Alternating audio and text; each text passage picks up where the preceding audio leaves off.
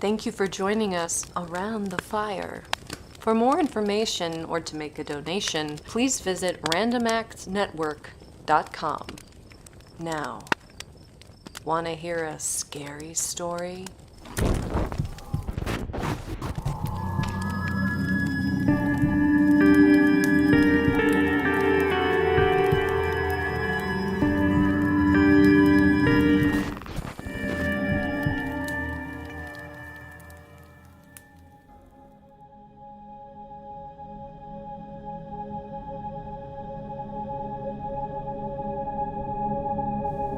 Years ago, only a few miles away from what is now Cincinnati, lay a huge and almost endless forest.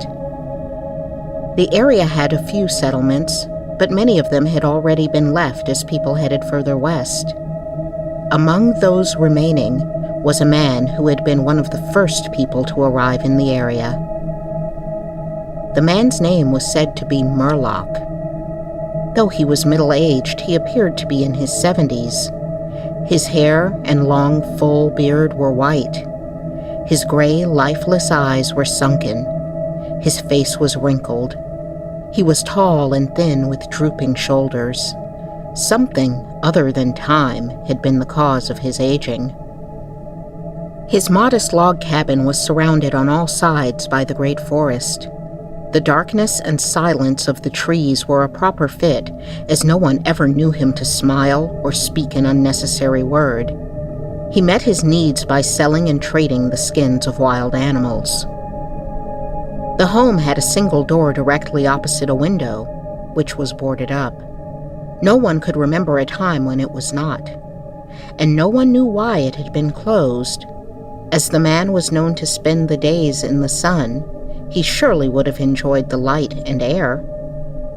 Eventually, Murlock was found in his cabin, dead. It was not the time or place for medical examinations or newspapers. It was agreed that he had died from natural causes, and his body was buried near the cabin. He was laid to rest next to his wife, who had died so long before that she almost felt like a legend herself. When Murlock built his cabin, he was young, strong, and full of hope. He began the hard work of creating a farm. He kept a rifle and used it to hunt. He had married a young woman, in all ways worthy of his honest love and loyalty. She shared the dangers of life with a willing spirit and a light heart. There is no known record of her name or details about her. They loved each other and were happy. One day Murlock returned from hunting in a deep part of the forest. He found his wife sick with fever and confusion.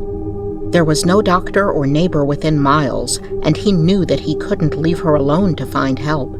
So Murlock tried to take care of his wife and return her to good health. But at the end of the third day, she fell into unconsciousness and died.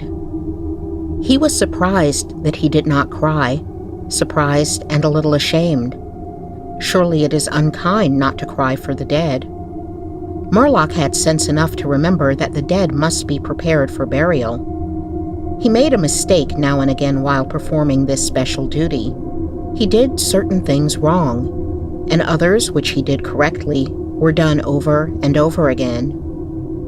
Once she was buried, he thought to himself he would miss her. He stood over the body of his wife in the disappearing light. He fixed the hair and made finishing touches to the rest. He did all of this without thinking, but with care.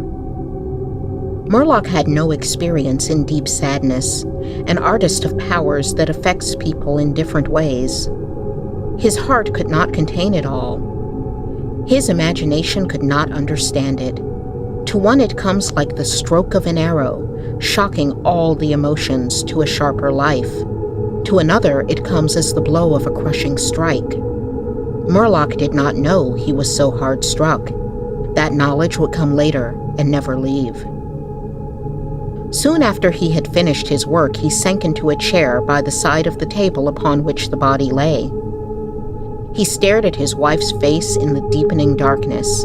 He laid his arms upon the table's edge and dropped his head onto them, tearless and very sleepy. At that moment, a long, screaming sound came in through the open window. It was like the cry of a lost child in the far deep of the darkening forest. But the man did not move. He heard that unearthly cry upon his failing sense, again and nearer than before. Maybe it was a wild animal, or maybe it was a dream, for Murlock was asleep. Some hours later, he awoke, lifted his head from his arms, and listened closely. He knew not why. There, in the black darkness by the side of the body, he remembered everything without a shock. He strained his eyes to see, he knew not what. His senses were all alert. His breath was suspended. His blood was still, as if to assist the silence. Who, what, had awakened him, and where was it? Suddenly the table shook under his arms. At the same time he heard, or imagined he heard, a light, soft step, and then another. The sounds of bare feet walking upon the floor. He was afraid beyond the power to cry out or move. He waited there in the darkness through what seemed like centuries of such fear. Fear as one may know, but yet live to tell. He tried but failed to speak the dead woman's name. He tried but failed to stretch his hand across the table to learn if she was there. His throat was powerless. His arms and hands were like lead. Then something most frightful happened. It seemed as if a heavy body was thrown against the table with a force that pushed against his chest. At the same time, he heard and felt the fall of something upon the floor. It was so violent a crash that the whole house shook. A fight followed, and a confusion of sounds impossible to describe. Murlock had risen to his feet. Extreme fear had caused him to lose control of his senses. He threw his hands upon the table. Nothing was there. There is a point at which fear may turn to insanity, and insanity incites to action.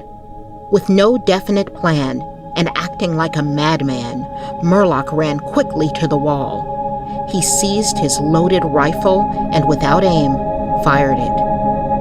The flash from the rifle lit the room with a clear brightness. He saw a huge, fierce panther dragging the dead woman toward the window. The wild animal's teeth were fixed on her throat. Then there was darkness blacker than before, and silence. When he returned to consciousness, the sun was high and the forest was filled with the sounds of singing birds. The body lay near the window, where the animal had left it when frightened away by the light and sound of the rifle. Her clothing was ruined, her long hair in disorder. Her arms and legs lay in a careless way, and a pool of blood flowed from her horribly torn throat. In her mouth, clenched between her teeth, was a piece of the animal's ear.